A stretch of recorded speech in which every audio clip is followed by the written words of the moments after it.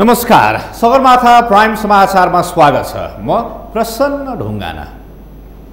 नमस्कार, म जयन्ती पुडासैनी। सबैभन्दा पहिले मुख्य समाचार। प्रधानमन्त्री ओली सर्वोच्च अदालतमा उपस्थित, अदालतको अवहेलना सम्बन्धी मुद्दामा लिखित जवाफ पेश। कांग्रेस सभापति देउवा र पौडेल बीच अन्तर्विरोध चुलियो। आन्दोलन गर्न पार्टीसँग पैसा नै नभएको देउवाको भनाई। भ्रम नछड्नु, देउवालाई पौडेलको चेतावनी। सबैलाई कोरोना विरुद्धको खोप लगाउन सरकार गम्भीर नभएको कांग्रेसको आरोप। विद्यार्थीहरूलाई खोप वितरणको प्राथमिकतामा राख्न नेभी सङ्घको माग। देशमा कोरोना संक्रमितको संख्या 11,05,26,000 नाघ्यो। हालसम्म 24,42,900 बढीको मृत्यु। र राष्ट्रिय महिला लीग फुटबल प्रतियोगिता अन्तर्गत आजको खेलमा वालिङ नगरपालिकाको सहजित, चन्द्रपुर नगरपालिका 3-0 गोल अन्तरले पराजित।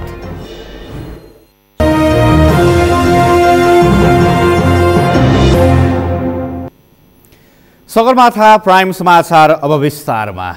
प्रधानमन्त्री केपी शर्मा ओलीले आफूमाथि लागेको अवहेलना सम्बन्धी मुद्दाको लिखित जवाफ सर्वोच्च अदालतमा पेश गर्नुभएको छ। प्रधानमन्त्री ओलीले आज सर्वोच्च अदालतमा उपस्थित भई अवहेलना मुद्दाको लिखित जवाफ पेश गर्नुभएको हो।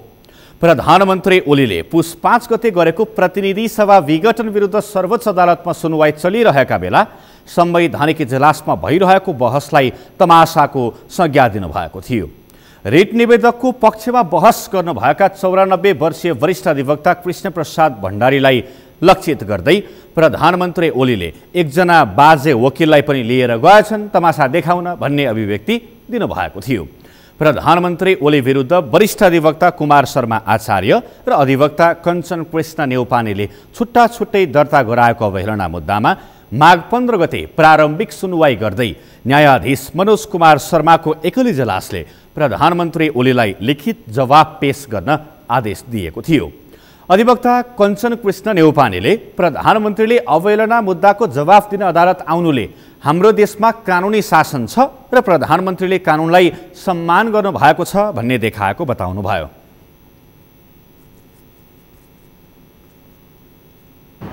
यसले गर्दा चाहिँ के भने हाम्रो देशमा एउटा कानुनी शासन छ र उहाँले चाहिँ कानुनलाई एउटा सम्मान गर्नु भएको छ भन्ने पनि देखिया छ।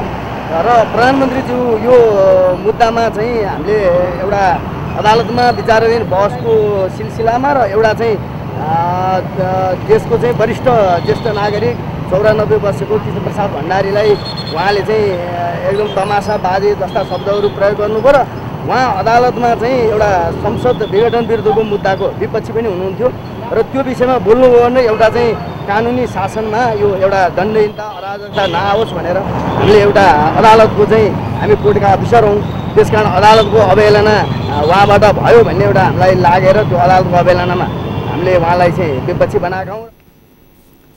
अधिवक्ता नेउपानेले प्रधानमन्त्री ओली अदालतमा लिखित जवाफसहित स्वयं उपस्थित हुनुले अदालतको सम्मान हुनुका साथै प्रधानमन्त्री पदको पनि सम्मान भएको बताउनुभयो। प्रधानमन्त्री ओलीले कानुनी शासन र संविधानप्रति दृढ छु भन्ने सन्देश दिनुभएको पनि अधिवक्ता नेउपानेले बताउनु भएको छ। नेकपाका अध्यक्ष पुष्पकमल दाहालले सर्वोच्च अदालत र निर्वाचन आयोगको फैसला आम अपेक्षा विपरीत भएमा देशमा चुनाव हुनै नसक्ने बताउनु भएको छ। बाराको निजगढमा आज सञ्चारकर्मीहरूसँग संक्षिप्त कुराकानी गर्दै दाहालले नेकपाको आधिकारिकता आफूहरूकै पक्षमा हुनुपर्ने जिकिर गर्नुभयो। पार्टीको बहुमत सदस्य आफूहरूसँगै रहेकाले चुनाव चिन्ह र पार्टीको नाममा आफूहरूकै पक्षमा हुने उहाँको भनाइ छ। देशभरिको जनमत प्रतिनिधि सभा पुनर्स्थापनाको पक्षमा रहेकाले सर्वोच्च अदालतबाट पनि त्यस्तै फैसला आउनेमा विश्वस्त रहेको दाहालले बताउनुभयो। चुनाव गरेर चुनाव हुन्छ देशमा, त्यसकारण चुनाव हुने हुँदैन त्यतापट्टि धेरै अहिले सोध्न पर्दैन। पहिला चाहिँ अदालत र निर्वाचन आयोगको फैसला आओस् अनि गरौँला क्या त्यो बहस है। केही दिनअघि दुर्घटनाबाट निधन भएका नेकपा केन्द्रीय कमिटी सदस्य डाचाराम वाग्लेको शोक सभामा सहभागी हुन सर्लाही पुगेका दाहाल पार्टीका विभिन्न सभा र प्रशिक्षणमा पनि सहभागी भएका छन्।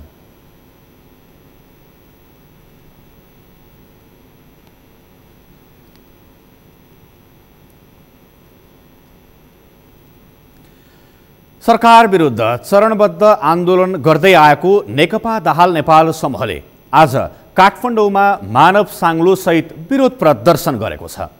संसद विघटनको विरोध गर्दै तत्काल पुनर्स्थापनाको माग गर्दै आन्दोलन गरिरहेको दाहाल नेपाल समूहले अहिले चौथो चरणको आन्दोलन अन्तर्गत काठमाडौँको टुँडेखेलमा मानव साङ्लो प्रदर्शन गरेको हो।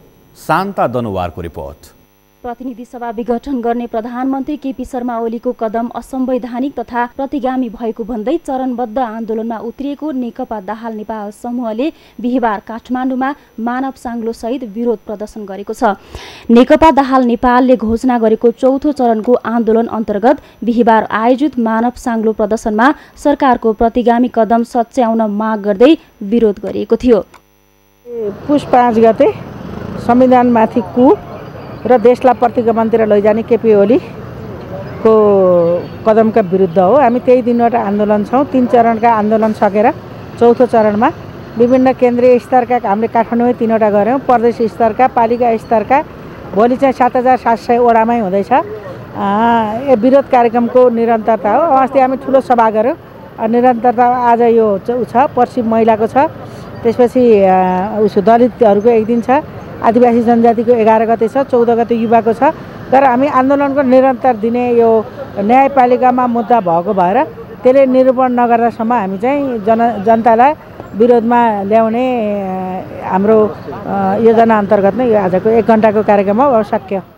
मानव साङ्लोका लागि केन्द्रीय तहका नेताका साथै विभिन्न जनवर्गीय संगठनका नेता कार्यकर्ता सहभागी थिए। प्रदर्शनमा अनिरा सिबिउ, राष्ट्रिय युवा संगठन, अखिल नेपाल ट्रेड युनियन महासंघ लगायतका भातृ संगठनका नेता तथा कार्यकर्ताहरू सहभागी भएका थिए। विरोध प्रदर्शनमा सहभागी नेताले प्रधानमन्त्री केपी शर्मा ओलीले गरेको असंवैधानिक कदम नसचिएसम्म खबरदारी गरिरहने चेतावनी दिएका छन्। नागरिकहरू संविधानको पक्षमा छन्, लोकतन्त्रको पक्षमा छन्, गणतन्त्रको पक्षमा छन्। जुन ढङ्गले प्रधानमन्त्रीले आफूसँग हुँदै नभएको अधिकार प्रयोग गरेर संविधानलाई मिच्दै प्रतिनिधि सभा विघटन गर्ने सिफारिस गर्नुभयो, जसरी राष्ट्रपतिजीले त्यसलाई सदर गर्नुभयो, यो दुईटै प्रक्रिया गलत हो। यो गलत प्रक्रियालाई उल्टाउनको लागि सर्वोच्च अदालतले संविधान सम्मत फैसला गरोस् भनेर केपी ओलीको सरकारले गरेको प्रतिगमन, यो प्रतिगमनको विरुद्धमा, प्रतिनिधि सभा विघटनको विरुद्धमा यो आजको शान्तिपूर्ण टुँडिखेल घेराउ कार्यक्रम हो। देशमा कुशासन चलिराखेको, भ्रष्टाचार बढिराखेको, महँगी बढिराखेको, बलात्कार लगायतका घटनाहरू बढिराखेको र तिनीहरूलाई कारबाही गर्ने कुराहरू, यी सबै सवालमा चाहिँ जनस्तरलाई, जनताहरूलाई जागरुक बनाउनको लागि र सरकारलाई चाहिँ यी कुराहरूमा स्टेप लिनको लागि र भ्रष्टाचार नियन्त्रण, सुशासन कायम, महँगी नियन्त्रण लगायतका कुराहरू र खास गरिकन प्रतिगमनको विरुद्धमा जनताको आवाज निरन्तर उठिराखेको छ भन्ने सन्देश दिनको लागि यो कार्यक्रम हो। मानव साङ्लोमा सहभागीहरूले प्रतिनिधि सभाको असंवैधानिक विघटन खारेज गर, प्रतिगमन रोक्छौं, बढ्दो महँगी नियन्त्रण गर, ओली जहाँ भ्रष्टाचार त्यहाँ जस्ता नारा लेखिएका प्लेकार्ड समेत बोकेका थिए। मानव साङ्लो दिउँसो 4 बजे सुरु भएर 5 बजे सकिएको थियो। सगरमाथा टेलिभिजनका लागि क्यामेरामा उत्सव वाग्लेका साथ शान्ता दनुवार, काठमाडौँ। नेपाल सरकारले 20 लाख डोज कोभिसिल्ड खोप सोझै खरिद गर्न सक्ने गरी बाधा अड्काउ फुकाउन आदेश जारी गर्ने निर्णय गरेको छ। सरकारका प्रवक्ता एवं सञ्चार तथा सूचना प्रविधि मन्त्री पार्वत गुरुङले मन्त्री परिषदका निर्णय सार्वजनिक गर्न आज मन्त्रालयमा आयोजित प्रेस ब्रिफिङमा खोप खरिद गर्नका लागि बाधा अड्काउ फुकाउन आदेश जारी गर्ने निर्णय भएको बताउनु भएको हो। फागुन 4 गते बसेको मन्त्री परिषद बैठकले 20 लाख डोज कोभिसिल्ड खोप खरिद गर्न लाग्ने रकम नेपाल राष्ट्र बैंक मार्फत भुक्तानी हुने गरी सोझै खरिद गर्न बाधा अड्काउ फुकाउन आदेश जारी गर्ने र सोको सूचना प्रधानमन्त्री तथा मन्त्री परिषदको कार्यालयले अतिरिक्ताङ्क गरी नेपाल राजपत्रमा प्रकाशन गर्ने निर्णय गरेको हो। एक पटकको लागि कोभिसिल्ड खोप उत्पादक कम्पनीसँग वार्ताद्वारा निर्धारण गरिएको मूल्य र रकम भुक्तानीको शर्त बमोजिम खोप खरिद गर्न लाग्ने रकम नेपाल राष्ट्र बैंक मार्फत भुक्तानी हुने गरी 20 लाख डोज कोभिसिल्ड खोप सोझै खरिद गर्न सक्ने गरी बाधा अड्काउ फुकाउनको लागि आदेश जारी गर्ने र सोको सूचना प्रधानमन्त्री तथा मन्त्री परिषदको कार्यालयले अतिरिक्ताङ्क गरी नेपाल राजपत्रमा प्रकाशन गर्ने। त्यस्तै मन्त्री परिषद बैठकले नेपाल न्याय सेवाको विशिष्ट श्रेणीको सर्वोच्च अदालतको रजिस्ट्रार पदमा कार्यरत सचिव लालबहादुर कुँवरलाई नेपाल न्याय सेवाको राजपत्राङ्कित विशिष्ट श्रेणीको सर्वोच्च अदालतको मुख्य रजिस्ट्रार पदमा बढुवा गर्ने निर्णय पनि गरेको छ।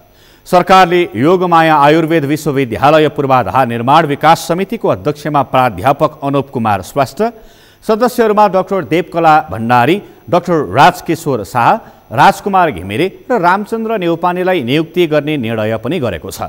मन्त्री परिषद बैठकले सरकारी सार्वजनिक र गुठी जग्गा संरक्षण सम्बन्धी जाँचबुझ आयोगको म्याद अन्तिम पटकका लागि 2077 साल मङ्सिर 14 गतेदेखि 2077 साल माघ मसान्तसम्मका लागि थप गर्न स्वीकृति गर्ने निर्णय पनि गरेको छ। मन्त्री परिषदले अन्य विभिन्न नियुक्तिहरूको निर्णय पनि गरेको छ।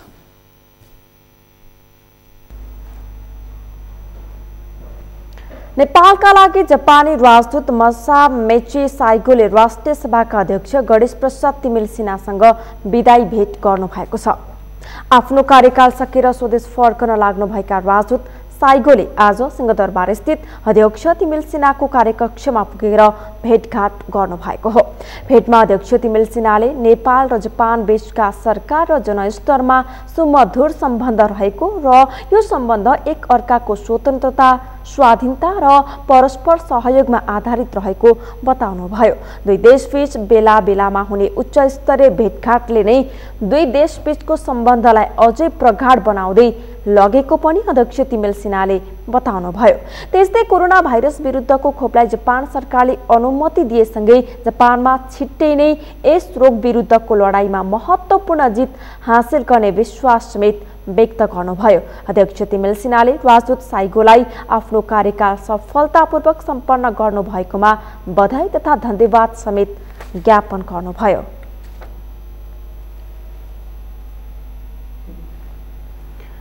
नेपाली कांग्रेसभित्र पछिल्लो राजनीतिक घटनाक्रमका विषयमा अन्तर्विरोध बढेको छ। पार्टीका दुई शीर्ष नेताहरू सभापति शेरबहादुर देउवा र वरिष्ठ नेता रामचन्द्र पौडेल बीच एउटै कार्यक्रममा भएको मन्तव्य समेत बाँचेका छन्। कास्कीबाट हरिपन्तको रिपोर्ट। नेपाली कांग्रेसका सभापति शेरबहादुर देउवा र वरिष्ठ नेता रामचन्द्र पौडेल बीच पोखरामा एउटै मञ्चमा जुहारी चलेको छ। प्रतिनिधि सभा विघटनको रिटमा अदालतले गर्ने निर्णयलाई कांग्रेसले स्वीकार गर्ने भन्ने सभापति देउवाको भनाइप्रति नेता पौडेलले कडा आपत्ति प्रकट गरे। सभामा देउवाले जुलुस देखाएर अदालतलाई थर्काउन नपाइने बताएका थिए। उनले सर्वोच्च अदालतले अब जे निर्णय दिन्छ त्यसैलाई स्वीकार गर्दै आगामी रणनीति तय गर्ने बताएका थिए। बिहिबार पोखरामा आयोजित नेपाल मगर संघको गण्डकी प्रदेश सम्मेलनलाई सम्बोधन गर्दै उनले जुलुस हेरेर फैसला गर्ने अवस्था आए कांग्रेसले जुलुस निकाल्न पनि नसक्ने बताएका छन्। क्रियाशील सदस्य समेत आन्दोलनमा नआउने र प्रदर्शनकारी परिचालनका लागि पार्टीले खर्च गर्न सक्ने अवस्था पनि नभएको देउवाले बताएका छन्।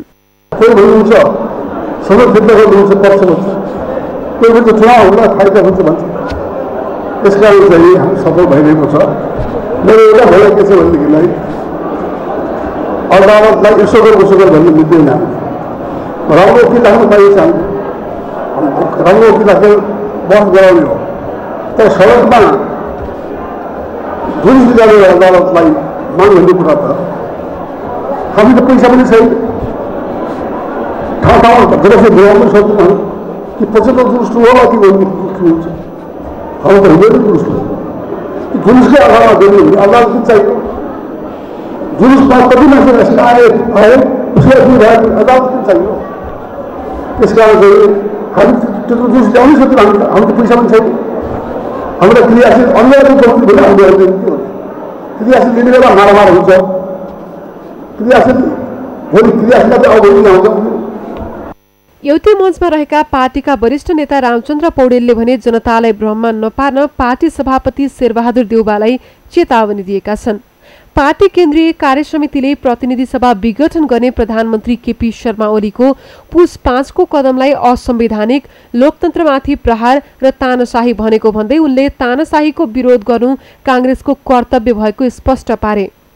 ओलीले संविधानमाथि हमला गरेको बेला अदालतले के गर्छ भनेर हेरेर मात्रै बस्दा लोकतन्त्र नै सखाप हुने भएकाले त्यसको रक्षाका लागि कांग्रेस लड्ने उनले बताए। संविधान र लोकतन्त्र नबेची नहुने चुनावको अर्थ नरहेको पनि उनले बताए। यो केपी ओलीको विघटनले त्यसमाथि प्रहार गरेको छ। यो संविधान फाल्न सक्छ, यो संविधान फाल्ने नियतले गरिरहेको छ। यहाँ अलिकति अदालतले बचाएन भने के हुन्छ यो देशमा, कस्तो अवस्था देशले बेहोर्नुपर्छ। त्यसकारण हामीले अदालतलाई पनि किन खबरदारी नगर्ने, के अदालतलाई हामीले छुनै नछुने त्यस्तो बनाएर राखेका छौँ। हाम्रै घटनाले हाम्रा इतिहासले बताउँछ नि, मैले सबै कुरा भन्नु पर्यो। त्यसो भएको हुनाले अब चाहिँ यो चाहिँ जुन छ आजको अदालतको फैसला, मलाई विश्वास छ यो पुनस्थापन हुन्छ।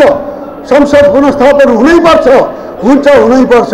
नभए यो मुलुकमा बर्बादी हुन्छ, नभए यो मुलुकमा गृहयुद्धको स्थिति आउन सक्छ, नभए यो मुलुकमा चाहिँ यो अफगानिस्तानको अवस्थातिर नेपाल जान सक्छ।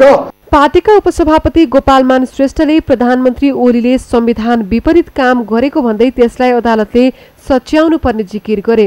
नेता श्रेष्ठले अदालतले चुनावमा जा भन्यो भने चुनावमा गएर कांग्रेसले अत्याधिक बहुमत ल्याउनु पर्ने बताए।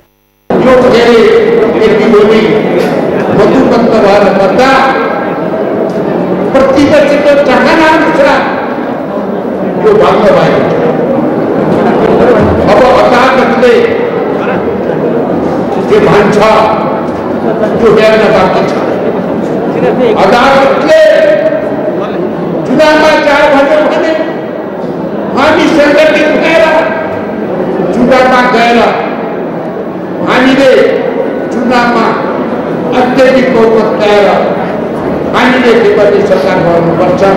त्यसको लागि हामी सङ्गठित हुनुपर्छ। पार्टीका शीर्ष नेताहरूबीच नै पछिल्लो राजनीतिक घटनाक्रमका विषयमा देखिएको अन्तर्विरोधले नेपाल मगर सङ्घको गण्डकी प्रदेश सम्मेलनमा सहभागी कार्यकर्ता पनि अन्योलमा परेका थिए। सगरमाथा टेलिभिजनका लागि क्यामेरामा शिखर कार्कीका साथमा हरिपन्त कास्की। प्रदेश लोकसेवा आयोगका नवनियुक्त अध्यक्ष र सदस्यहरूले आज पद तथा गोपनीयताको शपथ लिनुभएको छ। प्रदेश प्रमुख गोविन्द प्रसाद कलौनीको उपस्थितिमा आयोगका अध्यक्ष रामप्रसाद उपाध्याय, सदस्यद्वय वसन्ती कुमारी सिंह शाही, भक्तबहादुर खड्काले पद तथा गोपनीयताको शपथ लिनुभएको हो। प्रदेश लोकसेवा आयोग ऐन 2076 को दफा 3 को उपदफा 4 बमोजिम मुख्यमन्त्री महेन्द्र बहादुर शाहीको अध्यक्षतामा गठित सिफारिस समितिले फागुन 2 गते उनीहरूको नाम सिफारिस गरेको थियो। सोही सिफारिस बमोजिम तीनै जनालाई प्रदेश प्रमुख कलौनीले अध्यक्ष र सदस्य पदमा नियुक्त गर्नुभएको थियो। नवनियुक्त अध्यक्ष उपाध्यायलाई प्रदेश प्रमुख कलौनीले पद तथा गोपनीयताको शपथ गराउनु भएको हो।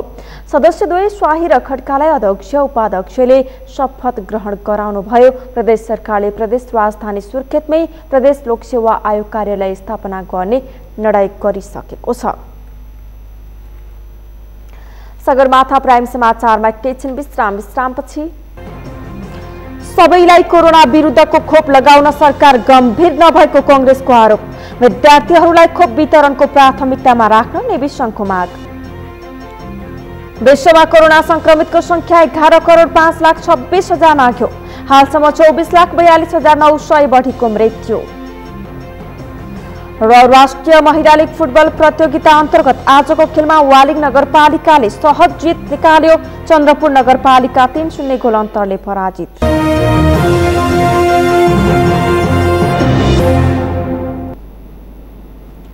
विश्रामपछि सगरमाथा प्राइम समाचारमा पुनः स्वागत छ। अब बाँकी समाचार। नेपाली कांग्रेसले कोभिड-19 विरुद्धको खोप लगाउन स्पष्ट खाका सहितको श्वेत पत्र सार्वजनिक गर्न सरकारसँग माग गरेको छ। कोभिड-19 विरुद्धको खोप लगाउने विषयमा सरकार गम्भीर नभएको भन्दै कांग्रेसले सबै जनतालाई खोपको सुनिश्चितता दिने गरी कार्ययोजना सहितको श्वेत पत्र सार्वजनिक गर्न माग गरेको हो। कांग्रेस सहमहामन्त्री प्रकाश शरण महतले स्पष्ट खाका सहितको विस्तृत कार्ययोजना सार्वजनिक गर्न सरकारसँग माग गर्नु भएको हो। खोप खरिद गर्नुपर्ने खण्डमा खरिद प्रक्रिया पारदर्शी हुनुपर्ने र त्यसको विश्वसनीयताको विषयमा जनतालाई सुनिश्चित गर्न जरुरी रहेको पनि बताउनु भयो। खोप दिन थालिएको भनेको छ।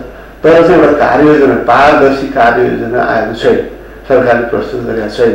त्यसलाई कुन कुन जनसङ्ख्यालाई प्राथमिकता दिने, जस्तो चाहिँ अग्रपङ्क्तिमा काम गर्ने स्वास्थ्य कर्मीलाई दिने कुरो ठिक छ, सञ्चारकर्मीलाई दिने कुरो ठिक छ, तर यो चाहिँ ज्येष्ठ नागरिकहरूलाई प्राथमिकतामा राख्नुपर्ने कुरा त्यसको कार्ययोजना सरकारले ल्याएको छैन। त्यसको पहुँचमा चाहिँ ती ज्येष्ठ नागरिकहरू पहुँचमा छैन। खोप लगाउने विषयमा सरकार गम्भीर नभएको पनि सहमहामन्त्री महतले आरोप लगाउनुभयो। भारतले 10 लाख खोप निःशुल्क दिएको र सो खोप दिन थालिए पनि पारदर्शी कार्ययोजना आउन महतको भनाइ छ। यो ल्याउनु पर्ने के अवस्था छ, त्यसमा चाहिँ सरकारको कार्ययोजना के छ र चाहिँ त्यो खोप आउँदाखेरि चाहिँ यो खोपले चाहिँ आवश्यक सुरक्षाको मापदण्ड कति पुरा गरेका छ, कुन खोपले मापदण्ड कसरी पुरा गरेका छ कि छैन, सरकारकै वित्तीय सल्लाहकार समूहको अनुमोदन त्यहाँ छ कि छैन। अब चीनले दिने पनि कुरा आइराखेका छ।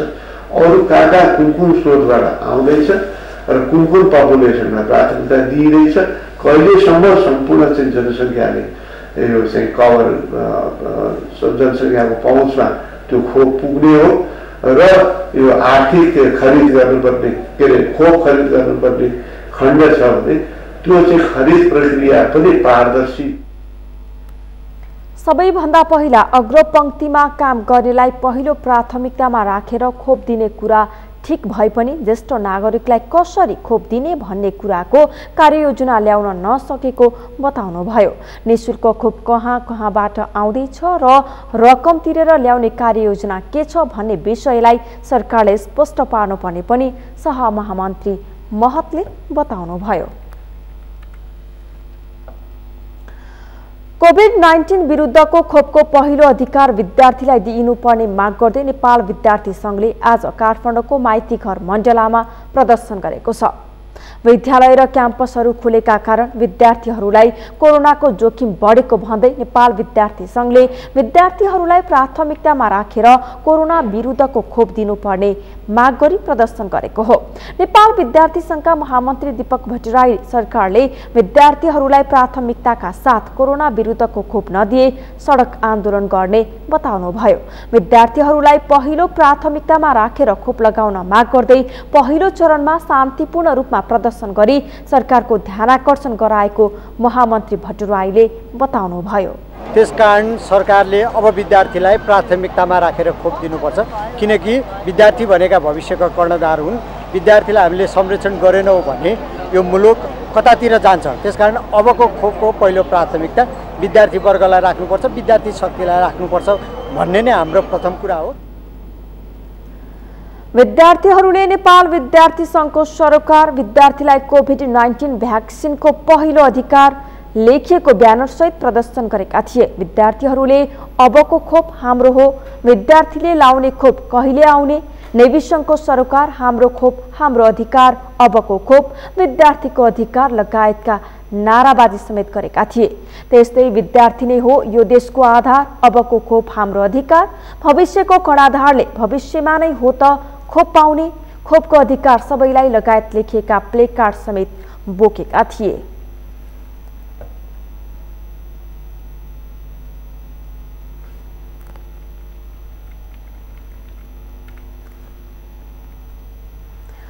सरकारले होटल, रिसोर्ट तथा बुटिक होटलको पहिचानलाई स्थापित गर्न संकेत चिन्हको रूपमा तारा अर्थात् स्टार चिन्ह निर्धारण गर्ने भएको छ। होटलले दिने सेवा, गुणस्तर, क्षमता लगायतका विषयलाई हेरेर स्तर निर्धारण गरी संकेत चिन्ह प्रदान गर्ने र उक्त संकेत चिन्हलाई सेवाग्राहीले स्पष्टसँग देख्न सक्ने गरी राख्नुपर्ने व्यवस्था गर्न लागि पर्यटन विभागका महानिर्देशक रुद्रसिंह तामाङले बताउनुभयो। संकेत चिन्हमा सबैभन्दा माथि सरकारको लोगो, बीचमा होटलले प्राप्त गरेको तारा अथवा चिन्ह रहने छ भने सबैभन्दा तल होटलको नाम रहनेछ। यस्तो संकेत चिन्ह निश्चित आकारको हुने र उक्त चिन्हलाई होटल, रिसोर्ट तथा बुटिक होटल लगायतका सबै किसिमका होटलले सेवाग्राहीले देख्ने गरी राख्नुपर्ने। सबै स्तरका रिसोर्ट, तारा स्तरका होटल तथा सबै स्तरका बुटिक होटलले आफ्नो प्रवेश द्वारमा सम्बन्धित स्थानीय तहले तोकेको आकारमा होटल रिसोर्टको बनोट अनुसार सजिलै देख्ने गरी तोकिएको संख्याका तारा चिन्ह अर्थात् प्राप्त गरेको सङ्केत चिन्ह सहितको साइनबोर्ड राख्नुपर्ने पनि महानिर्देशक तामाङले बताउनुभयो। होटलले प्रवाह गर्ने सेवा प्रवाहसँग जोडिएको छ, त्यसको गुणस्तरसँग जोडिएको छ, त्यसको चाहिँ क्षमतासँग जोडिएको छ। तर एउटा विदेशीलाई कुनै अब ऊ चाहिँ पाउनको लागि त्यो होटल कुन उसको ताराको हो भनेर कसैलाई थाहा हुँदैन, त्यो मान्छेले खोज्यो भने थाहा हुने हो, नत्र भने कसैले नर्मल्ली कसैलाई पनि थाहा नहुने भयो। सेवाग्राहीले पनि थाहा नहुने अवस्था आइसकेपछि हामीले के भन्यो भने कतिपय ठाउँमा चाहिँ त्यो अनाधिकृत रूपमा चाहिँ ऊ चाहिँ पर्यटन विभागमा दर्ता पनि छैन, कुनै निकायमा दर्ता पनि छैन, हामी यति तारा स्तरको भनेको छ। अब कसैले सबैले पत्याउने भए। कतिपय ठाउँमा चाहिँ गभर्मेन्ट तहबाट पनि त्यसलाई चाहिँ प्रमोसन पनि भएको देखियो कि कतिपय ठाउँमा जसले गभर्मेन्टको उसको नेटभित्रै नआएको पनि त्यसरी प्रमोसन भएको देखियो। त्यही हुनाले अहिले हामीले के भने सङ्केत चिन्ह दिन थालेका छौँ। भनेपछि अब 5 तारा स्तरको होटलले कसैले लिनु भएको छ भने उहाँहरूलाई गभर्मेन्टको लोगो रहन्छ माथि, बिचमा चाहिँ कतिवटा तारा छ त्यतिवटा तारा रहने, त्यसपछि गएर अनि त्यहाँबाट तल होटलको नाम रहने गरी भनेर हामीले डिफाइन गरेका छौँ। पर्यटन विभाग तथा अन्तर्गतका कार्यालयबाट पर्यटक स्तरको होटलमा स्तर वर्गीकरण भएका र हाल प्रदेश सरकारको सम्बन्धित निकायबाट पर्यटक स्तरको होटलमा स्तर वर्गीकरण भएका सबै होटलको हकमा गोलाकार रेखाभित्र रातो र गमाठुएस लेखिएको चिन्हलाई सङ्केत चिन्हको रूपमा निर्धारण गरिने पनि महानिर्देशक तामाङले बताउनुभयो।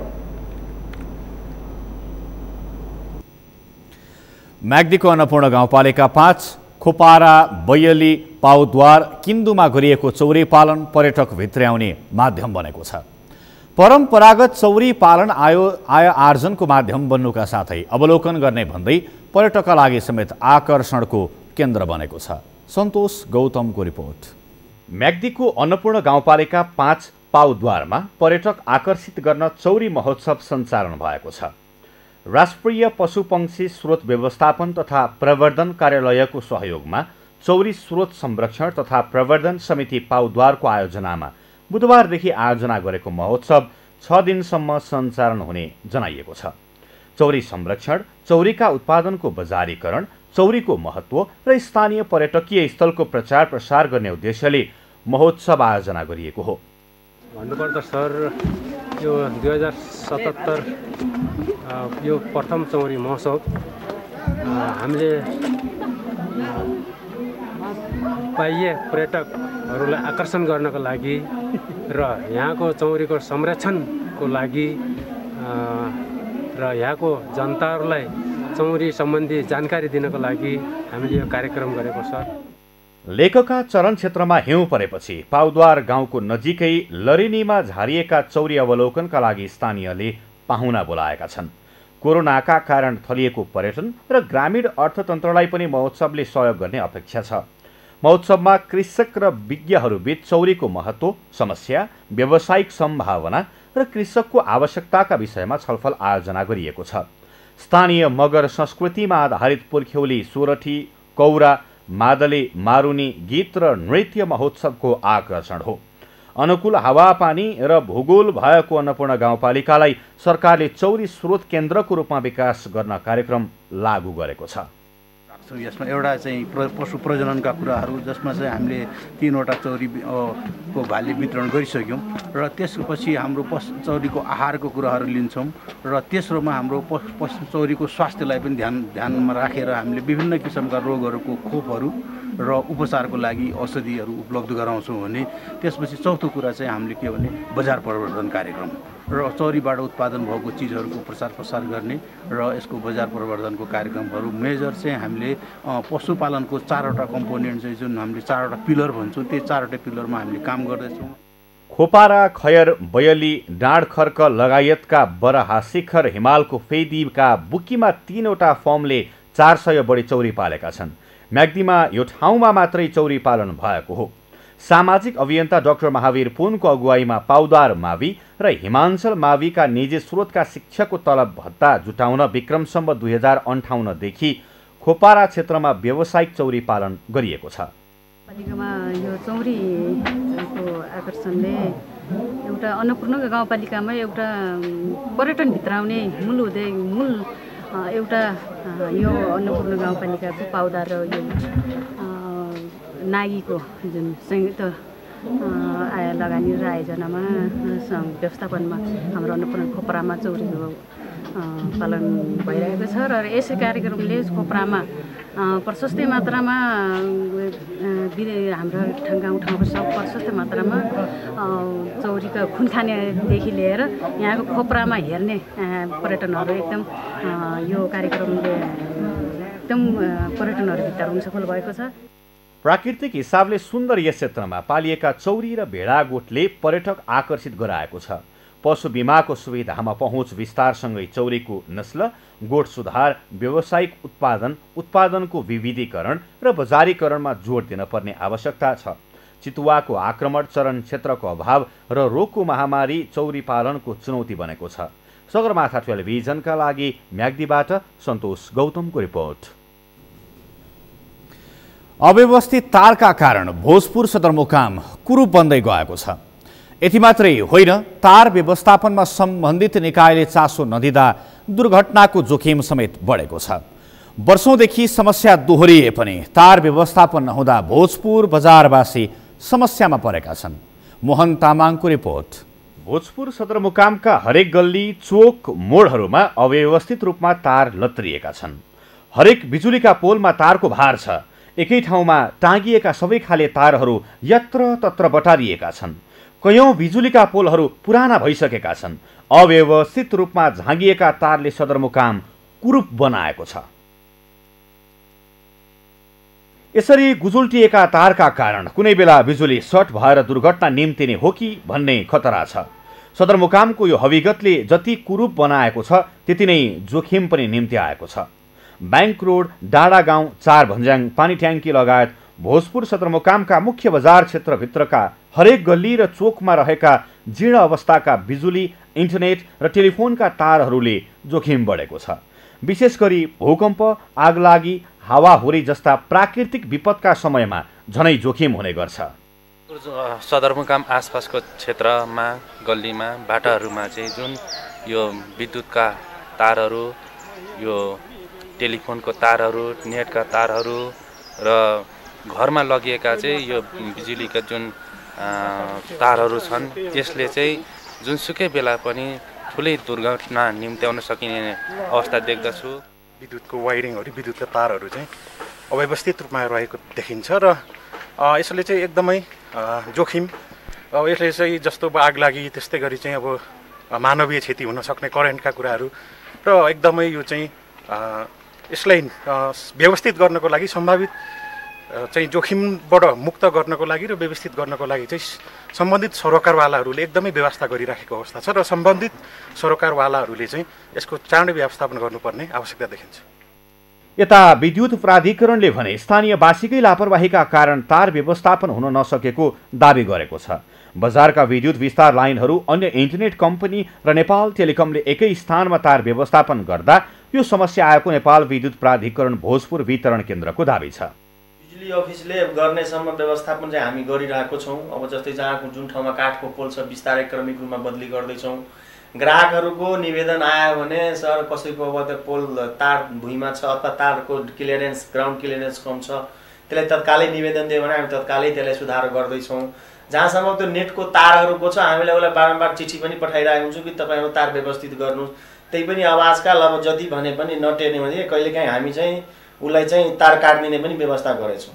अब उनीहरूले हामीसँग सम्पर्क नगरिकनै तार तान्छन्। त्यसमा चाहिँ हामीलाई चाहिँ सहकार्य गरेर गऱ्यो भने हामी चाहिँ अब भन्छौँ यो त राम्रोसँग तपाईँ उ गर्नुहोस्। सहकार्य नगरेर तान्दाखेरि यस्तो समस्या आएको हो। साँगुरिएको बजार क्षेत्रका सडकमा टाँगिएका होचा तारहरू ठुला मालवाहक सवारी साधनले चुडाउने, बिगार्ने हुँदा लाइन सर्ट हुने जोखिम पनि उत्तिकै मात्रामा देखिन्छ। तार व्यवस्थापनमा प्राधिकरण, टेलिकम र इन्टरनेट सेवा प्रदायक कम्पनीले व्यवस्था गर्दा सम्भावित दुर्घटनाको जोखिम मोल्न बाध्य रहेको स्थानीय सरकारवालाहरूको गुनासो छ। सगरमाथा टेलिभिजनका लागि भोजपुरबाट मोहन तामाङको रिपोर्ट। ओखलढुङ्गाको सिद्धिचरण नगरपालिका 12 स्थित जीसस टोलमा माटोको ढिस्कोले पुरिएर 2 जना घाइते भएका छन्। बिहिबार बिहान प्रदेश नम्बर 1 अन्तर्गत खानेपानी तथा सरसफाई कार्यालयको रिटर्निङ वाल लगाउने क्रममा माथिबाट खसेको माटोको ढिस्कोले पुरिएर 2 जना कामदार घाइते भएका हुन्। घाइते हुनेमा मोलुङ गाउँपालिका 3 स्थित थुम्की बस्ने वर्ष 45 का केशर बहादुर सुनुवार र सोही स्थानका दूत बहादुर तामाङ रहेका छन्। घाइतेमध्ये केशर बहादुरको खुट्टामा समस्या भएपछि थप उपचारका लागि काठमाडौँ पठाइएको जिल्ला प्रहरी कार्यालय ओखलढुङ्गाले जनाएको छ। बिहिबार बिहान करिब 8:30 बजेको समयमा रिटर्निङ वाल लगाउने क्रममा माथिबाट झरेको माटोले उनीहरू पुरिएका थिए। समाचारमा पालो भएको छ विश्रामको। विश्रामपछि विश्वमा कोरोना संक्रमित 11,05,26,000 नाग्यो। हालसम्म 24,42,900 बढीको मृत्यु। र राष्ट्रिय महिला लीग फुटबल प्रतियोगिता अन्तर्गत आजको खेलमा वालिङ नगरपालिकाको सहजित चन्द्रपुर नगरपालिका 3-0 गोल अन्तरले पराजित।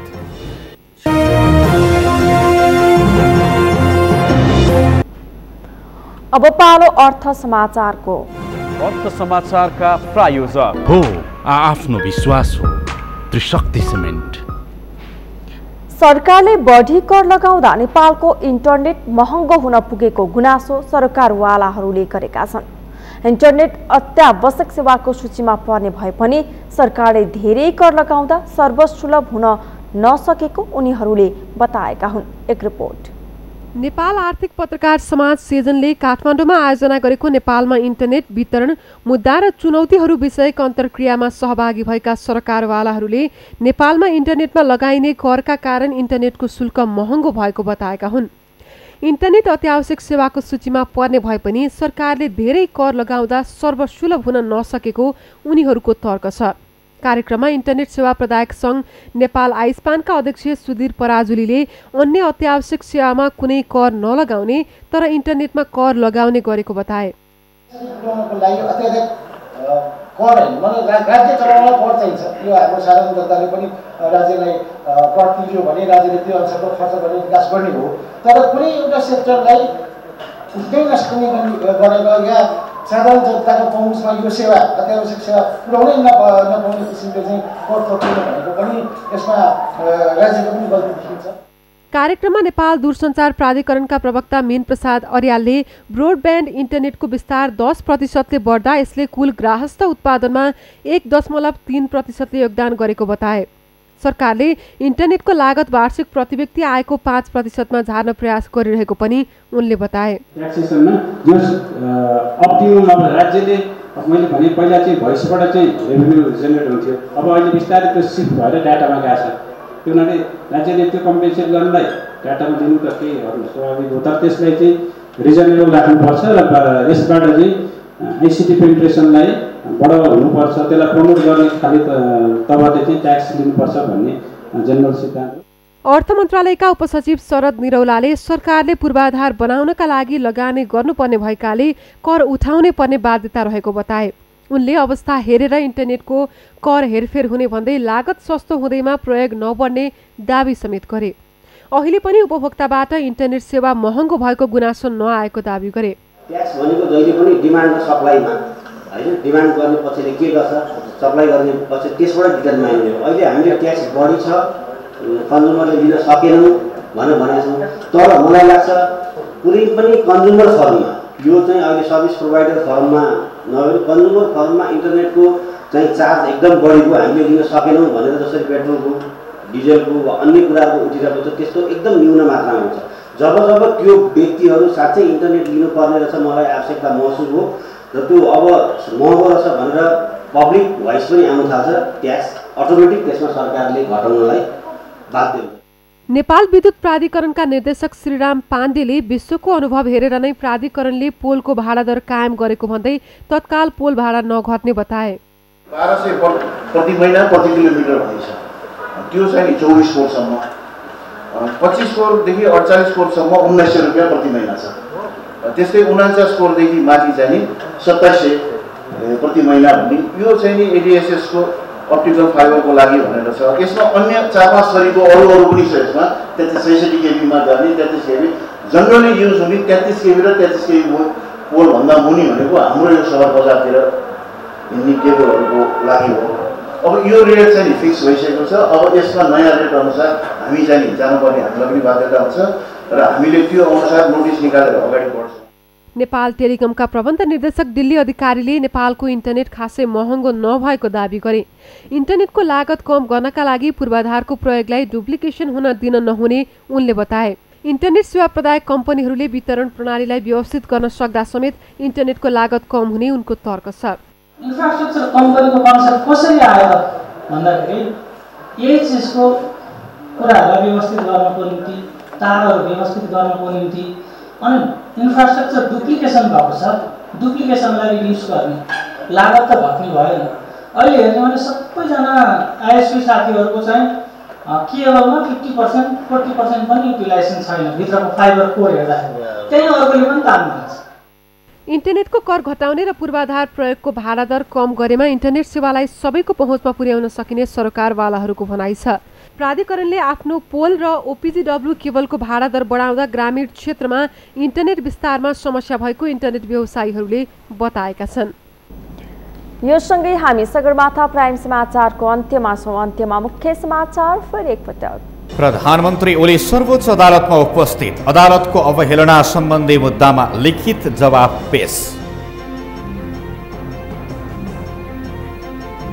कांग्रेस सभापति देउवा र पौडेल बीच अन्तर्विरोध चुलियो। आन्दोलन गर्न पार्टीसँग पैसा नै नभएको देउवाको भनाई। भ्रम नछड्नु देउवालाई पौडेलको चेतावनी। सबैलाई कोरोना विरुद्धको खोप लगाउन सरकार गम्भीर नभएको कांग्रेसको आरोप। विद्यार्थीहरूलाई खोप वितरणको प्राथमिकतामा राख्न नेभी सङ्घको माग। विश्वमा कोरोना संक्रमितको संख्या 11,05,26,000 नाघ्यो। हालसम्म 24,42,900 बढीको मृत्यु। र राष्ट्रिय महिला लीग फुटबल प्रतियोगितामा वालिङ नगरपालिकाको जित। चन्द्रपुर नगरपालिका 3-0 गोल अन्तरले पराजित। हौस् त सगरमाथा प्राइम समाचार अहिलेलाई सकियो। तपाईँ समाचार बुलेटिनका साथै सगरमाथा टेलिभिजनका सम्पूर्ण कार्यक्रम www.sagarmatha.tv मा पनि पढ्न र हेर्न सक्नुहुनेछ। साथै युट्युबमा youtube.com/sagarmatha.tv नेपालमा हेर्न सक्नुहुनेछ। तपाईँ हामीलाई फेसबुकमा पनि facebook.com/stv नेपालमा फलो गर्न सक्नुहुनेछ। समाचारको शिखर, नेपालको गौरव, नेपालको पहिलो न्युज च्यानल सगरमाथा टेलिभिजन हेर्दै गर्नुहोला। नमस्कार।